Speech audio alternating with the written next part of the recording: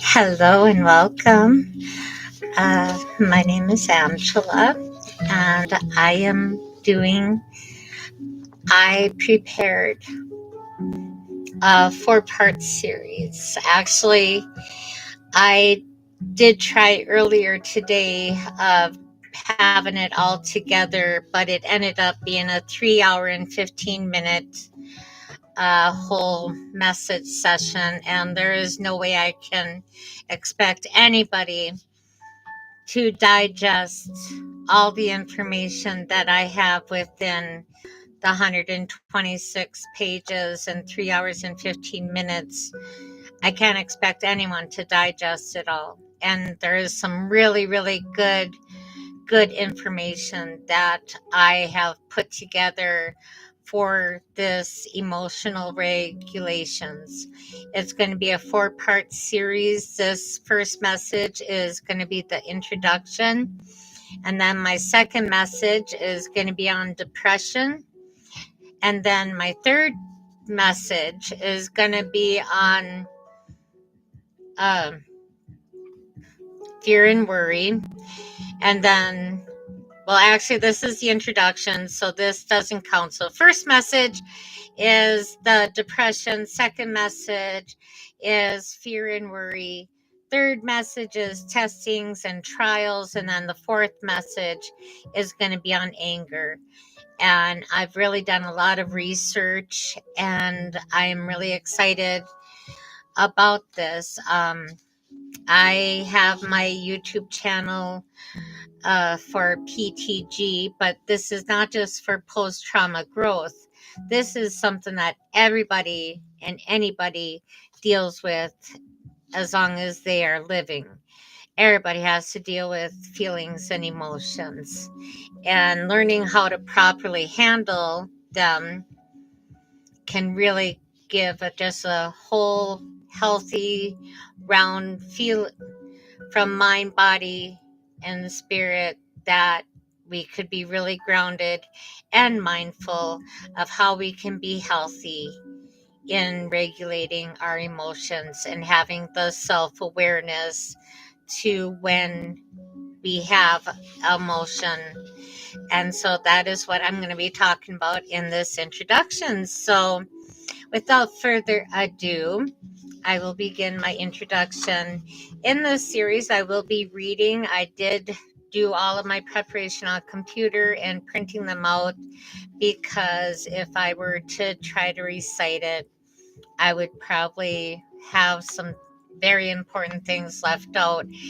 And this is a very important message that I'm hoping every listener will be able to get out of it maximum message, and to really have it applied to their inner, and to be able to grow from the information that I have within. So the title of the introduction is Handling Emotions. And in this series, we will cover depression, fear and worry, trials and suffering, and then anger. Through emotional regulation, we will grow in our ability to handle these strong emotions so they don't handle us instead. With the DBT coping skill, Hello Emotion, this was a teaching while I was in PHP.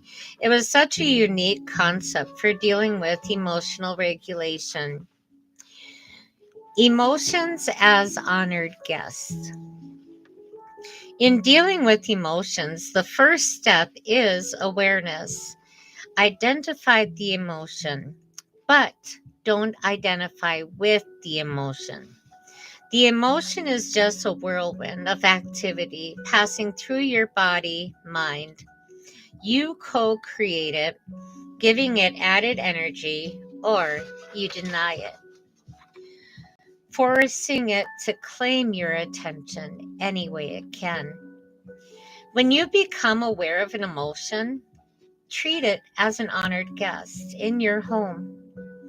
Ask it questions. Where do you come from? What is your intention? What is it you require of me? How can I make you more comfortable? Explore this emotion, guests, with loving curiosity. Allow it to come and go. Neither cling to it nor hold it hostage. Do not send it out into the cold to fend for itself. As a guest in your home, it will be expected to follow the house rules. It shall not take charge of your life or your behavior. If your neighbors complain of wild parties every night, it won't do to say, I can't help it. My rowdy house guest made me invite all his friends. No, you are responsible for what goes on in your own home. Likewise, you are completely responsible for your own behavior. Learn to honor your emotion guests without letting them take over. You are not their victim. You are their gracious host. When a guest you thought had left returns, don't become impatient. Try not to say, oh, it's you again. It is not here to torture you, but to inform you. Only you can turn the experience into torture. Always honor your guests, but if its company makes you uncomfortable, you can develop techniques to shorten the visits. Your guest has certain needs as well as certain information for you. The quicker you get to the needs information exchange, the less time you have to spend with an emotion, and the more time you spend suffering its company, the longer it will be before it leaves. So remember that. The quicker you get to the needs information exchange, the less time you have to spend with an emotion. The more time you spend suffering its company, the longer it will be before it leaves. So, cut to the chase. Here's an example. Anger arrives at the door. Instead of saying, oh God, what kind of awful person am I that I am always so angry? Or any of the other circular talk you tend to get caught up in. Just say, hello, anger. What brings you here today? What do you have to tell me? Anger will give its report. You will gain a little insight into the nature of anger, and it will be satisfied and leave. Compare this to your usual exchange of bringing up past grievances. Picture an anger-filled future, regretting every angry word you have ever said, and then you are inviting guilt and guilt to share the meal. Yes, it is a meal by now. The reason it is a meal by now, because you are truly feeding your anger. Instead, you have a cut to the chase needs information exchange right at the door. The emotion may not even feel it has to come in, but never bar the door to an emotion. That kind of denial only results in emotions breaking in the back way, climbing through the window. An example is when emotions speak to you through physical illness.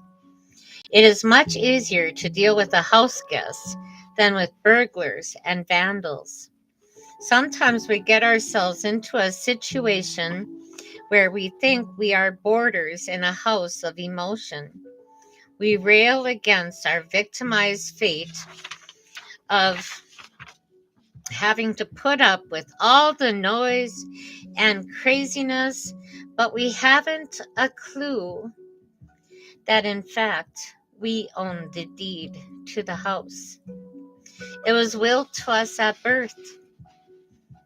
Regardless of who we are or what we have done, we don't earn this deed and we cannot lose it.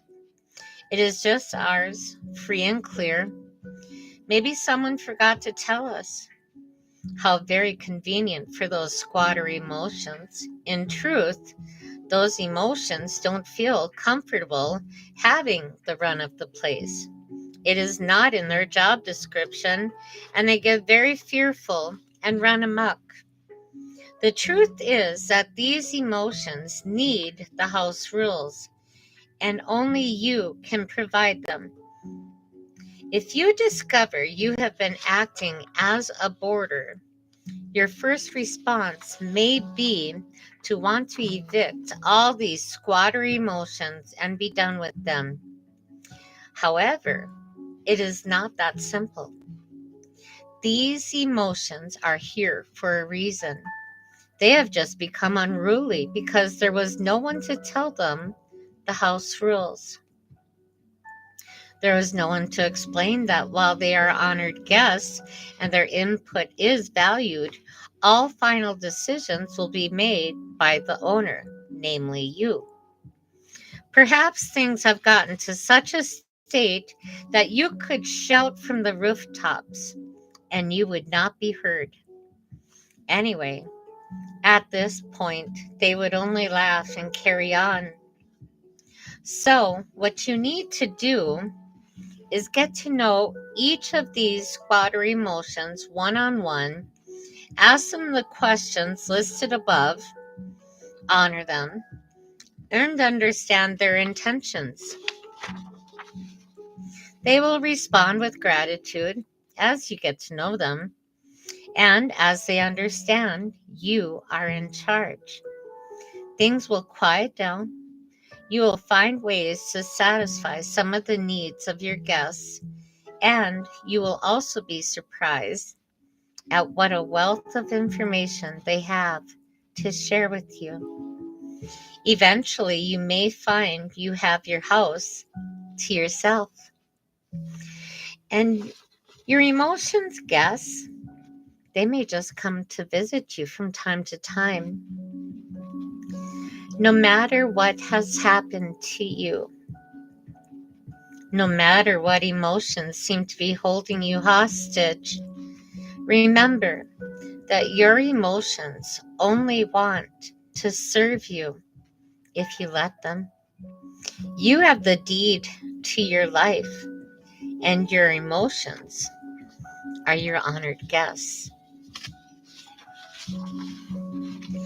Emotions, they are real, they are often powerful, and they are part of being human. God Himself is described as having emotions. The psalmist said in Psalms chapter 7, verse 11, God is a just God, and God is angry with the wicked every day. This verse highlights God's justice and His consistent displeasure with the unrepentant sin. It emphasizes that God's judgment is fair and that He doesn't overlook wickedness another. So another psalm is Psalm 2, verse 4. And it says, He who sits in the heavens shall laugh. The Lord shall hold them in derision. And this means that God, from His heavenly throne, views the rebellious actions of earthly powers with amusement and contempt. Rather than fear, God is not threatened by human rebellion. Rather, He sees it as futile and laughable. This psalm concludes with an invitation for the kings of the earth to submit to God. And Genesis chapter 6, verse 6, and the Lord was sorry that He had made man on the earth, and He was grieved in His heart. Here's a more detailed breakdown. God's sorrow. The verse emphasizes that God is not an impassive observer of human actions. Instead, He feels a deep sense of grief and regret over the state of humanity and human wickedness. The context of this verse is the escalating wickedness of humanity, which escalates in the following verses of this chapter, showing a general increase in evil, not an error. While the verse uses the word regretted, it is important to understand that God is not depicted as having made a mistake. Instead, he is grieved by the choices humanity has made and the consequences of those choices. Numerous times we are told God is a jealous God. In Exodus chapter 20, verse 5, you shall not bow down to them nor serve them, for I, the Lord your God, am a jealous God, visiting the iniquity of the fathers upon the children, to the third and fourth generations of those who hate me. God's jealousy. The phrase jealous God emphasizes God's exclusive claim on his people's worship and devotion. It signifies that he will not tolerate sharing their allegiance with other gods or idols. Blessings of obedience, in contrast to the punishment for idolatry, the verse also highlights God's loving kindness and mercy, which are extended to those who love and obey him. This blessing is far more extensive, reaching to 1,000 generations, which this next passage clearly shows God's compassion on his servants. Psalms 135, verse 14. For the Lord will judge his people, and he will have compassion on his servants. For the Lord will judge his people. This part speaks to God's role as a righteous judge who will ultimately determine the fate of his people. It can be interpreted as God's intervention in their lives, either to defend them or to chastise them for their actions. And he will have compassion on his servants. Now, this part emphasizes God's merciful nature, indicating that he will show kindness and care towards those who serve him. It suggests that even when God judges, he does so with a heart of compassion. In Judges 2:18, and when the Lord raised up judges for them, the Lord was with the judge and delivered them out of the hand of their enemies all the days of the judge. For the Lord was moved to pity by their groaning because of those who oppressed them and harassed them. The elaboration for that passage is God's deliverance. This verse highlights God's faithfulness in responding to Israel's cries for help during times of oppression. Judge as a leader, the judge is portrayed as a divinely appointed leader who delivers Israel from their enemies, emphasizing God's agency in their salvation. The cycle of sin. The phrase, as long as the judge lived, emphasizes that the deliverance was temporary, as the people would inevitably fall back into sin and idolatry after the judge's death. But God's compassion. The verse also reveals God's compassion for his people as he is moved to pity by their groaning under oppression, leading him to send a judge. And repeating pattern, this verse encapsulates the central theme of Judges, which is a cycle of sin, oppression, repentance, deliverance, and then a return to sin.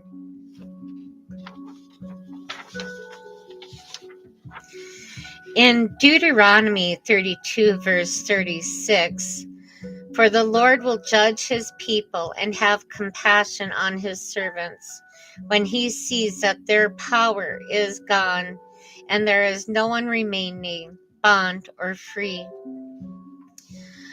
The summary for this verse, it highlights God's justice and mercy, indicating that while he will judge his people, he will also show compassion when he sees their situation is dire and their strength is depleted, and he rejoices over his people, which you will read in Zephaniah chapter 3, verse 17. The Lord your God in your midst, the mighty one, will save. He will rejoice over you with gladness. He will quiet you with his love. He will rejoice over you with singing. This verse describes God as a mighty warrior in their midst, saving them, rejoicing over them with gladness and singing, and quieting them with his love. This verse highlights God's joy in his people and his desire to comfort and protect them. And we know that Jesus wept, which is found in John chapter 11, verse 35. In Isaiah 53, verse 3, he is despised and rejected by men, a man of sorrows and acquainted with grief. And we hid, as it were, our faces from him. He was despised, and we did not esteem him. He is despised and rejected by men.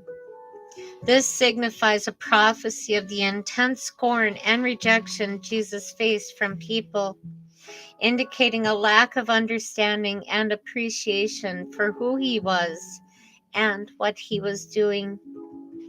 A man of sorrows and acquainted with grief, this highlights the profound suffering and pain Jesus endured both physically and emotionally.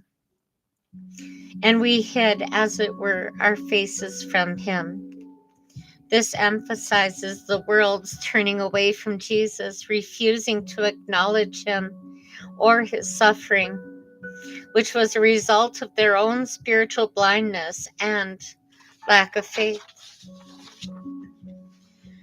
This verse is often interpreted as a prophecy of Jesus Christ's rejection by the Jewish people and his suffering on the cross. According to some Bible commentaries, and it also foreshadows the depth of his sacrifice and the extent to which he would be misunderstood and mistreated by those he came to save. And Mark chapter 6, verse 34, and Jesus, when he came out, saw a great multitude and was moved with compassion for them, because they were like sheep not having a shepherd. So he began to teach them many things. This verse highlights Jesus' empathy and his role as a compassionate teacher and shepherd. That doesn't mean God's emotions and ours are always the same. When God expresses emotions, they are perfectly just and righteous, never sinful. He never has a bad day, and he never changes his feelings towards his redeemed. Handling emotions biblically. Emotions like anger and fear often come with powerful feelings that tend to control how we treat others, how we respond to the tests and trials of life, and whether or not we obey God. While the feelings themselves are not always sinful, if they are not dealt with in a biblical way, they can quickly become sinful. While emotions are real, and often powerful, they are lousy leaders. When we allow our emotions to control our thoughts, words, and actions, we can end up in a ditch. Imagine a train. Imagine your life or mind like a train. When emotions are pulling the train, it is just a matter of time before the train gets derailed. Those intense feelings lead to irrational or angry or depressed thoughts. The train is picking up speed. Before we know what hit us, we have said something we regret. And if that emotional engine keeps going, we will do things that either hurt our loved ones or sabotage our lives. Train wreck. As believers, instead of being led by our feelings, we need to be led by the principles of God. That often requires going against our feelings.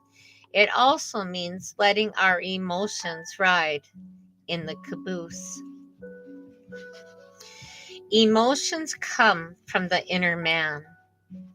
What the Bible often calls the heart, it is also referred to as inner spirit, the spirit of man, or the soul. It includes the mind, the conscience, and the will. When we are injured or experience sickness in the outer man, the body, it affects the whole body.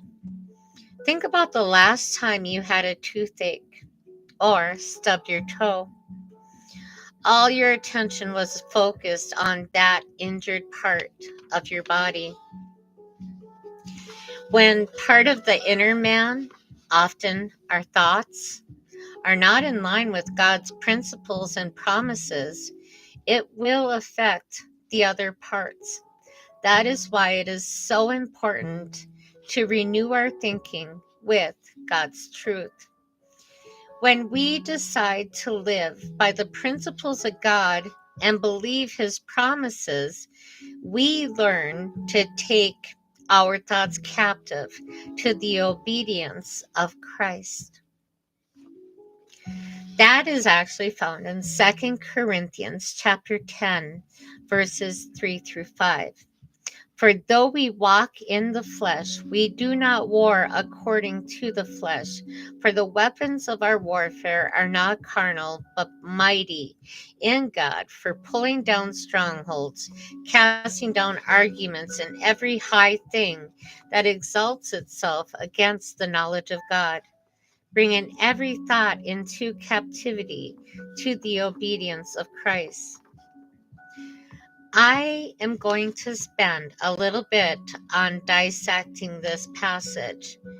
Anything that is discussing the mind is always the starting point for an emotion. While we live in the physical world, our battle is not against physical enemies, but against spiritual forces of darkness. We use spiritual weapons, not worldly ones, to tear down strongholds of false arguments and deceptive thoughts that oppose God. These weapons are powerful enough to capture every thought and make it obedient to Christ. To explain more in detail spiritual warfare, the passage highlights that believers are engaged in a spiritual battle, a conflict against spiritual forces, and not worldly weapons. The weapons used in this battle are not physical or worldly, but divine and powerful.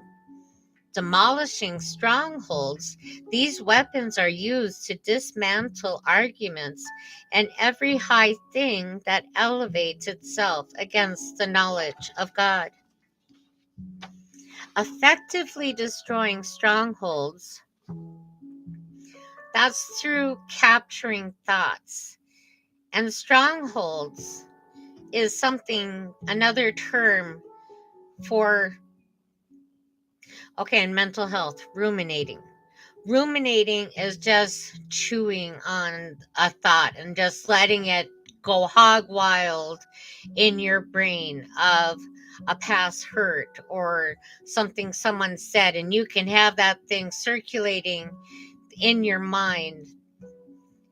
Well, stronghold is the same thing, something that has captured your attention and you just can't get away from that.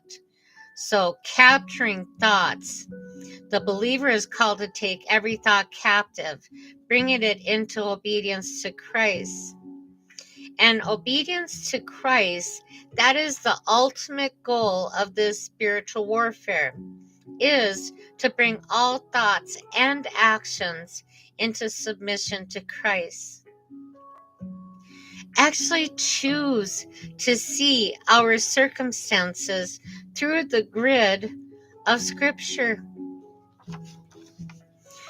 We are going to focus on Romans 8:28 and 29 and 1 Corinthians chapter 10, verse 13.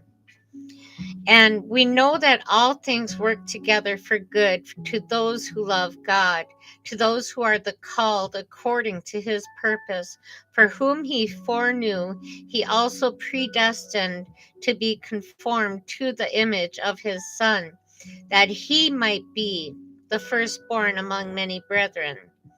This means that even difficult or painful circumstances ultimately contribute to the believer's growth, and it also contributes the transformation into the likeness of Christ as he predestined them for.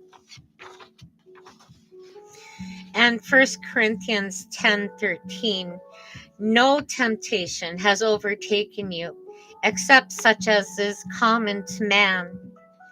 But God is faithful, who will not allow you to be tempted beyond what you are able. But with the temptation will also make the way of escape, that you may be able to bear it.